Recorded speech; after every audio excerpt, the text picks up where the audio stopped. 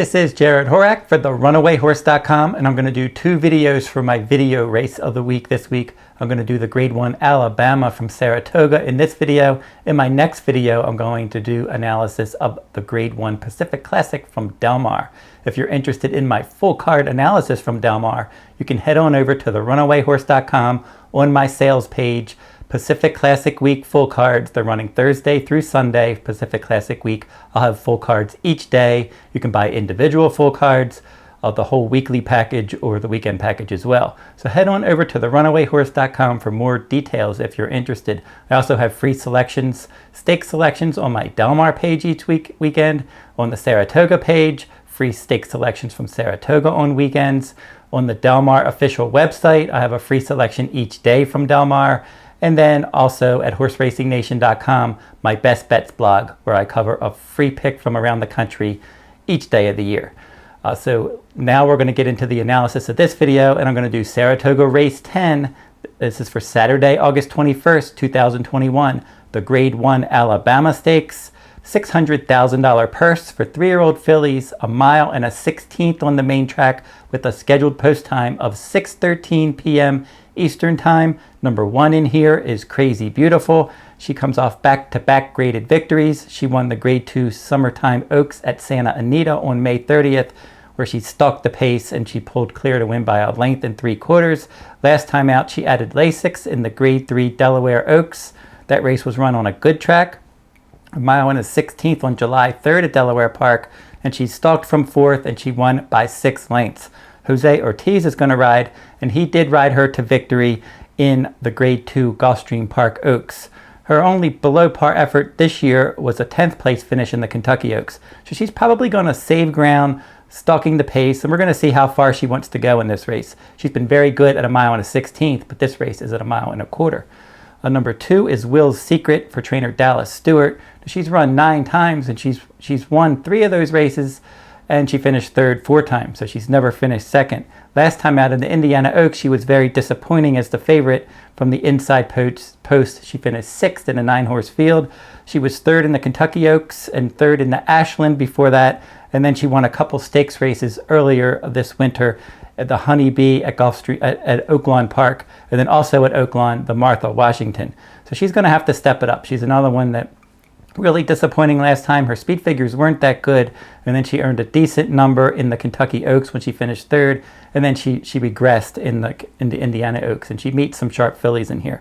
So number 3 is Clairiere for trainer Steve Asmussen. She's been very consistent. She's had 7 starts, and she's finished in the top 3 in 6 of those 7, and she did win the Grade 2 Rachel Alexandra over the winter at the Fairgrounds. And then after that, she was in the Fairgrounds Oaks, she was 2nd. And then after that, in the Kentucky Oaks, she finished even 4th. And the Mother Goose, that was a Grade 2 at Belmont in June. She finished 3rd in a 5-horse field. And then in the Coaching Club American Oaks last time out, they made a middle move from the outside post in a 4-horse field. And then she ended up finishing a clear 3rd. So she's one that, she's got the pedigree to run a long distance. And she's got the style that seems like she would do well. But in her 2 longest races at a mile and an 1/8, she lost ground in the stretch last time out in the Coaching Club American Oaks, and then in the Kentucky Oaks, she was just an even 4th. So she's one that hasn't gotten better in longer distances, but we'll see if she can step it up in this spot. Maracuja is number 4, and she was the upset winner of the Coaching Club American Oaks. And that one was a strange 4-horse field where Malathaat was the heavy favorite from post 1. She just went on with it from the rail, which was a surprise. We weren't expecting to see Malathaat on the lead. Maracuja chased her early, and then she backed off, and then Clairiere came after Malathaat, and those 2 battled. And then Maracuja was sitting in that perfect spot in 3rd in that 4-horse field, and then she was able to engage Malathaat in the stretch and then get up to win by a head at almost 15-to-1 odds in a 4-horse field. So that was a big upset. She could be much lower in this spot. If they were going to bet her down to 4-to-1, something like that, I would want nothing to do with her. I want to see her do it again, because last time obviously it was a big upset. It was a strange 4-horse field. She got the perfect trip, and now she's going to run a furlong further, and Malathaat may run better. We'll see about that, but I wouldn't want to play Maracuja at too low of a price. The 5 played hard could end up being the one to catch in here. She's run 5 times, and she's run well each time, including back-to-back victories when they stretched her out to a mile and a 16th at Churchill Downs on June 20th, where she set the pace and she kept on going. And then last time out in an entry-level allowance race at a mile and an 1/8 at Saratoga, she set the pace. She won that one easily. So I would expect that Luis Saez is going to send her straight to the lead, and they're going to try to go wire to wire. But this is obviously her longest and her toughest career test. The 6, Malathaat, she did run well last time. That was her first career loss. She has 6 starts with 5 wins and a head defeat. She won multiple stakes races. Her second career start, she won the Tempted, then she won the Grade 2 Demoiselle, the Grade 1 Ashland, the Grade 1 Kentucky Oaks, and she showed good tactical speed, stalking the pace in all 3 of her graded victories. And then last time out, as I mentioned, from Post 1, they went to the lead. They got challenged multiple times in that race, and she ended up finishing second by a head, and it was more than 5 lengths back to third place finisher Clairiere. So she ran a quality race in her first start since the Kentucky Oaks. This was the major target. She's got the pedigree to run all day, and she's obviously the one to beat in here. And she probably won't be as low odds as she was last time because they really hammered her and then she lost. And there's some quality fillies in here, and I would expect she's going to be the favorite, but she's not going to be a crazy heavy favorite like she was last time. Finally, number 7, Army Wife. She's capable of doing well in this spot. She's had 9 starts, 4 wins, a second and 2/3. She likes a fast track. That seems to be when she does her best work, on a fast track. And when they moved her from turf to dirt, she's done really well. She did win after finishing 3rd in the Grade 3 Gazelle at a mile and an 1/8. She won at that same distance the Grade 2 Black-Eyed Susan from the inside post, where she rallied and got the job done there. And then in the Iowa Oaks last time out, she won that one easily, stalking the pace from the inside post. Now she meets much tougher company, and she goes from the inside to the outside. But she's one that's sharp. Her numbers are pretty solid and improving, and I would not be surprised if she ran a good race. So overall, looking at this race, there are multiple horses that could run well. Army Wife, Maracuja, obviously, if she duplicates her last. Clairiere's got a lot of ability.